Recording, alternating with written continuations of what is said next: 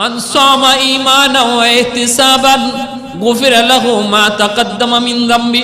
এজন্য আল্লাহর নবী কয় যে এই মানুষটা রমজান মাসে রোজা রাখলো ঈমানের সাথে সওয়াবের আশায়, আল্লাহ পাক তার পিছনের জিন্দেগির সব গুনাহ খাতা মাফ করে দেয়।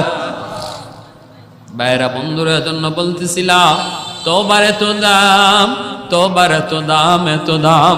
আল্লাহ পাক রব্বুল আলামিন হাশরের ময়দানে রোজাদারদেরকে বলবো, কই আমার রোজাদাররা আমার আরশের ছায়ার নিচে মেহমান হও। আল্লাহর আরশের ছায়ার নিচে মেহমান, রোজাদাররা মেহমান হবে, আল্লাহ পাক মেহমানদারি করব।